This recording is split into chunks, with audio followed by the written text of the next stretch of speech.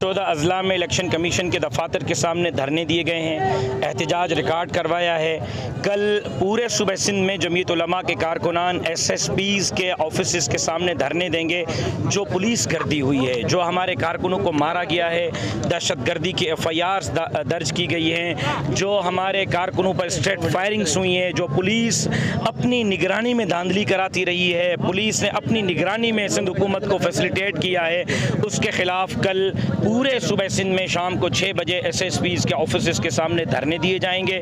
उसके बाद अगले हफ्ते हमारी CC का इजलास हमने आज तलब कर लिया है। उसमें हम घोटकी से कराची तक अपनी तहरीक तारीख का ऐलान करेंगे। जहाँ तक बात है वज़ीर आज़म शहबाज शरीफ साहब की तरफ से अभी तक कोई नोटिस नहीं लिया गया। हम पर उम्मीद हैं कि उनका नारा था वोट को इज़्ज़त दो, उनकी इत्तेहादी जमात अगर वोट के तक़द्दुस के लिए रोड पे है तो वो ज़रूर हमारी इस सवाल पर हमारी सुनवाई करेंगे, नोटिस लेंगे और इलेक्शन कमीशन से बात करेंगे। अलबत्ता हमने अपने CC के इजलास में मज़ीद भी फ़ैसले करने हैं। उस वक़्त तक हम ये तहरीक जारी रखेंगे जब तक हमारे वोट को तक़द्दुस नहीं दिया जाता, जब तक हमारा मैंडेट वापस नहीं। कि आज मैंने एक ऑफ़र दी है इलेक्शन कमीशन को। ऑफ़र ये दी है कि 14 अजला हैं, हर ज़िले में 2-2 यूनियन काउंसिल्स के वो अंगूठे रीचेक करवाएं।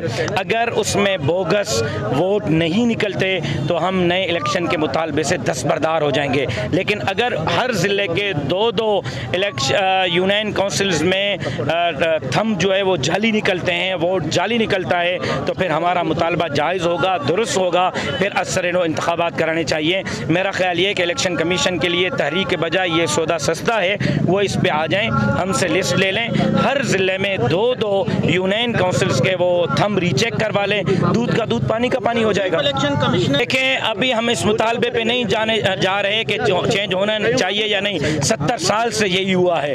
अगर हमें साफ शफाफ वोट नहीं मिलता, कम से कम हमारे नस्लों को तो मिल जाए। चीफ इलेक्शन कमिश्नर के बदलने या न बदलने से निज़ाम ठीक नहीं होगा, सिस्टम को बदलने से होगा।